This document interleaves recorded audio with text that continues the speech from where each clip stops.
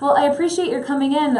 We love your columns and wanted to talk with you a little bit about sort of how do you compose them? What's the biggest news of the week? Is it the most...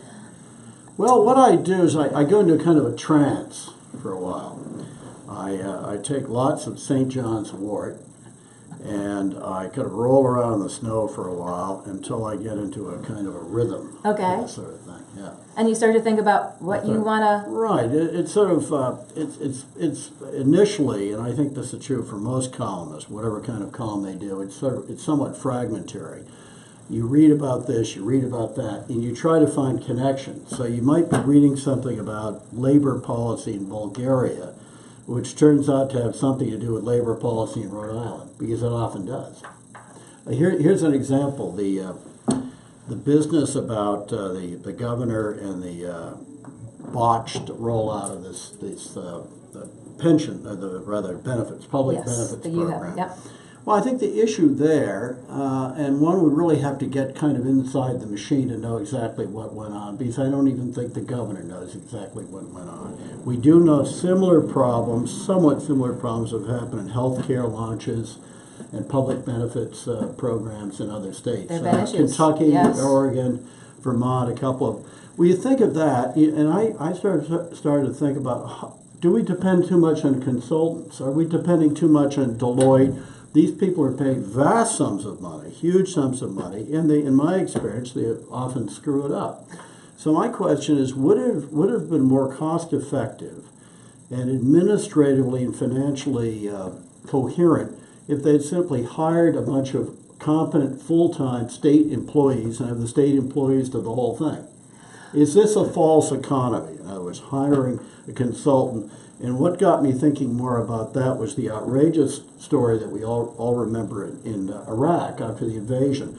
The Bush administration, I think, partly to save money and partly because there were political connections with some of these consultancies. As you know, they hired all these freelancers to come in and do stuff that the military should do and the State Department should do. These were outside contractors paid lots and lots of money. And you know about some of the scandals that came out of that, excessive force. So we have a contractor industrial complex. So should right. we... All over the country, not just It's here. not just Rhode Island. But because of this antagonistic relationship that the state finds itself in now with Deloitte, why is Rhode Island staying with Deloitte? Well, I think that the trouble is that dug this deep hole. Deloitte's got a lot of information now, and it would probably be. And I've been a consultant. I've actually been a partner in consulting on healthcare, not this thing, but some relationship. I think it's probably gotten so deep, and they've been so involved for so long that now to get rid of them would cause even more chaos. However, going forward, I think if you're going to launch something, I think they should seriously consider actually training and hiring people to be state employees, to be responsible for the state, who know the organizational and political pressures that go into running a a program. So I don't think these Deloitte people got it. They're very smart. They're smart. They've got the expertise, and clearly to put something of that technological nature together, obviously you need some of that expertise, and obviously they're letting the current chief technological officer move on. But in terms of maybe back, I'm trying to wrap my brain around this a little bit here. Do you think that the governor responded? Let's talk about this past week in particular. You know, Secretary Roberts has stepped down. Yeah, and I was surprised. I think because she's very nice. She's bright. She's very, very nice. See, we're training in front of our viewers here. Bring them closer. It's called here. blocking. Yes, blocking. That red piece of tape is great for you. I think that Miss Roberts should have been removed some time ago. She's very nice. She's a very charming person. She's bright. She's probably not the person for that job. And the governor, who I think is a nice person, delayed that, I think, too long. The other thing the governor did this week was a little odd. You may have inside information, but why did she blame legislative leaders for pushing a too rapid launch of this thing? Well, we're going to talk with a legislative leader after They all deny it. I could be wrong. We don't know, but I was very surprised the governor would do that. It's a little kind of casting some of the blame. And I kind of, I'd like to know where that came from, since the denials from the legislative leadership seem plausible. And we had Local had posted that piece yesterday when we reached out to it just did not sound like the leadership. governor did something like that. At the same time, it's sort of paradoxical. She did take, I think, otherwise rhetorically blame for that. I think, but basically being the one ultimately in charge, when in command, and all that. But I wish somebody could explain to me the legislative leadership role in this, because this is an administrative chore, this kind of thing, in which the legislative leaders usually have virtually nothing to do with it. So do you think this hurts her politically going into 18? I mean, here we are. There's still there's quite some time. There's not a lot of time. People, to catch up. Well, people are very much getting into election mode for 18. I know, there's no doubt about it. That's depressing in itself. I mean, they're in the 2020 election campaign for president. I think what'll happen, it'll all depend again on the economy. Which is sort of ridiculous, because I've written many times the governor and the president, for that matter, actually have little effect on the economy. There are too many variables. Having said all that, if she can announce some more big companies putting employees here, a lower unemployment rate, then she wins. That's the crucial thing. The crucial thing is the perception of the state going the right way. And it is a perception. Now, we did just have the former governor, Lincoln Chafee, who said that he was opposed to the corporate welfare policies of the administration. Yeah. So you said it's perception, but is it also, in fact, reality? You might be the first to have had your... Oh, everyone's got learning. We're learning.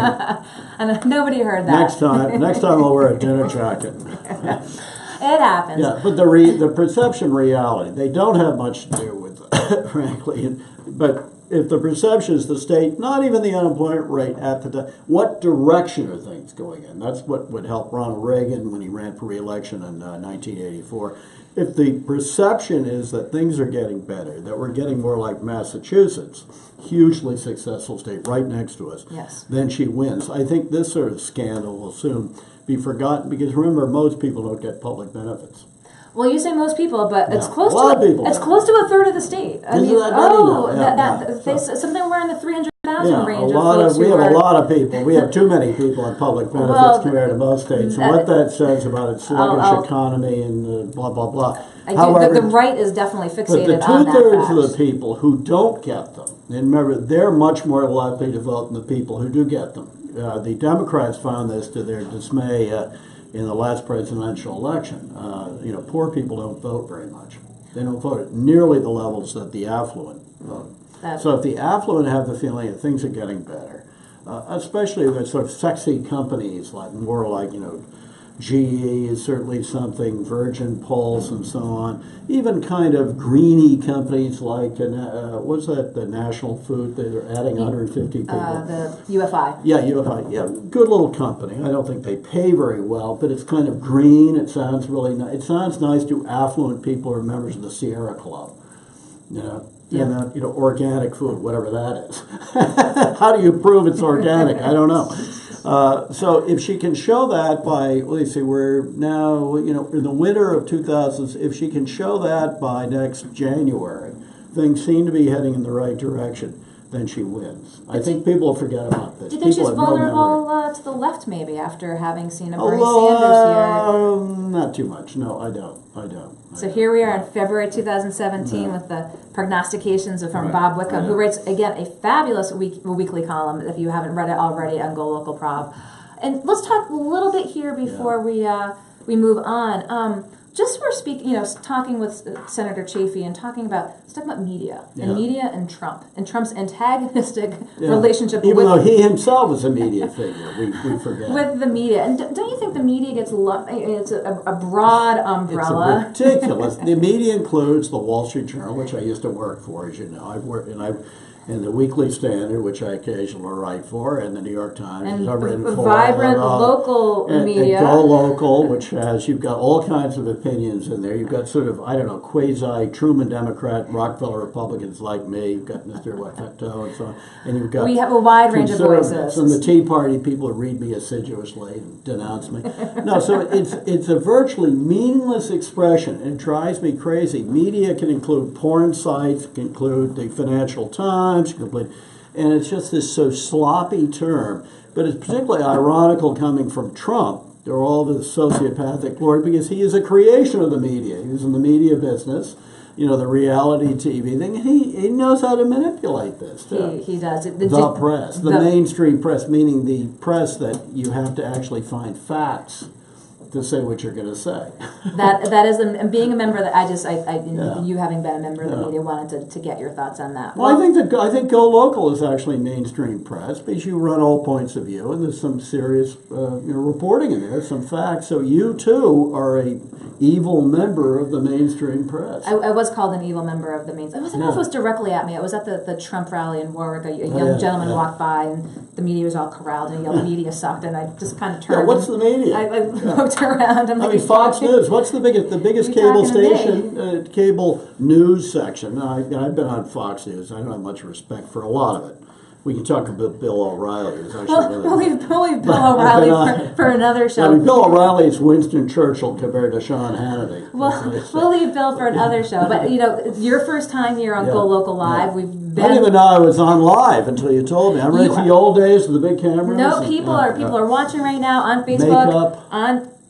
I was going to have liposuction before I showed up. Well, again, appreciate your coming in, and we look forward to talking with you weekly here on Go Local Live at the Navigant Credit Union Broadcast Center. So, Bob, I appreciate you coming in today. Thanks, Kate. We'll see you next week. Ciao. Look forward to reading your columns, and as always, we appreciate feedback. Have a restful weekend.